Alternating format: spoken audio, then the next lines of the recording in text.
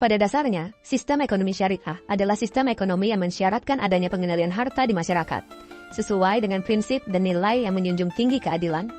Kenapa harus dikendalikan? Karena pada dasarnya, manusia memiliki kecenderungan sifat untuk menyukai dan mengumpulkan harta. Tidak adanya upaya pengendalian akan mengakibatkan penimbunan harta yang berlebih. Harta yang mengendap dan tidak mengalir ke perekonomian akan menurunkan produktivitas sektorial, yang berujung pada tertahannya akselerasi pertumbuhan ekonomi. Oleh karenanya, ketika pengendalian harta dilakukan secara efektif, harta akan mengalir optimal menuju investasi dan partisipasi sosial, yang pada gilirannya akan mendorong dan meningkatkan pertumbuhan ekonomi. Pada hakikatnya, alam semesta beserta seluruh isinya, termasuk harta kekayaan yang kita miliki, adalah absolut milik Allah Subhanahu wa Ta'ala. Kita sebagai manusia hanya diberikan amanah untuk mengelolanya. Dengan terwujudnya optimalisasi pengelolaan sumber daya sesuai dengan prinsip dan nilai ekonomi syariah, ekonomi akan tumbuh dan bergerak, seperti terbukanya lapangan pekerjaan dan terjaganya daya beli masyarakat, yang pada akhirnya akan membawa kemaslahatan dan kesejahteraan untuk seluruh masyarakat, tanpa membeda-bedakan golongan. Inilah Islam yang rahmatan lil alamin, termasuk di dalamnya ekonomi syariah, suatu sistem ekonomi yang inklusif dan universal bagi semua manusia dan kehidupan. Assalamualaikum warahmatullahi wabarakatuh. Sebelumnya nama saya Samsil. Saya salah satu direksi dari PT Gajah Putih Energi dan juga di CP Gajah Putih Agro. Core bisnis kami itu adalah di bidang energi dan logistik bahan makanan, di mana kita itu supportnya ke perusahaan-perusahaan dalam shipping, pertambangan, dan juga untuk kalau untuk logistik itu ke perkebunan sawit ataupun instansi pemerintah, dalam hal ini kebutuhan rumah sakit ya, makanan mentah. Saya juga bersyukur ya bisa dipertemukan dengan Astana dalam hal ini. Lewat dari informasi dari teman-teman, memang saya juga tergabung di salah satu kajian-kajian. Nah, memang dalam kajian itu kan banyak pengusaha-pengusaha. Nah, saya bersyukur dapat circle yang tepat. Ternyata di pengajian ini itu ada beberapa teman yang memang di pengusaha-pengusaha muslim. Dan situ juga saya belajar sih bagaimana sih mengolah bisnis yang benar, gitu. Bagaimana sih cara bisnis yang benar sesuai dengan syariat. Saya juga dulu nggak pernah percaya bahwasanya tantangan bisnis itu kalau nggak utang pasti nggak bisa mengembangkan bisnis. Ternyata itu utang itu hal-hal yang mubah gitu ya. Tapi kalau kita kaitkan dengan syariat, sesuai dengan tuntunan dalam Islam, itu nggak boleh riba. Gitu. Dan di situ memang di Astana itu ada beberapa penawaran, ya, apakah itu sistem sirka atau murobaha.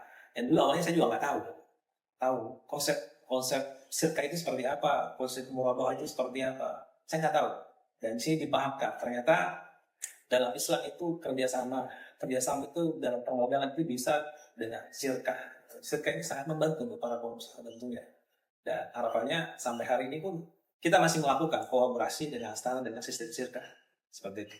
Dia juga bisa melakukan pendampingan kepada kami bagaimana itu cara mengelola keuangan yang benar dengan sistem yang transparan. Gitu. Jadi benar-benar itu sangat terbantu. Yang harusnya saya itu kerjain dengan tim saya, ini dikerjakan dengan tim Astana yang sudah profesional.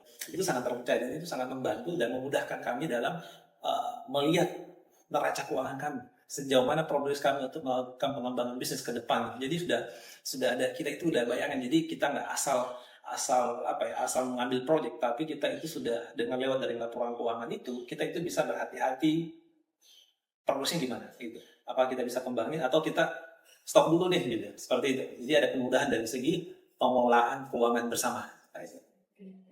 Kita itu kan di para pengusaha itu dihadapkan tantangan berbagai hal ya. Dan saya juga ikut merasakan dampak positifnya setelah dengan Nefit ya.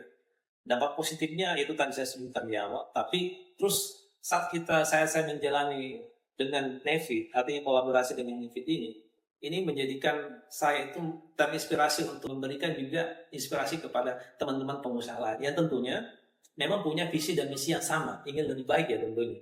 Apalagi pada hari ini kita tahu bagaimana perkembangan terkait dunia usaha itu banyak tantangan. Ya, istilahnya pada hari ini kan kita sudah tahu bagaimana dampak yang ada. Itu kan impactnya juga kita di pengusaha.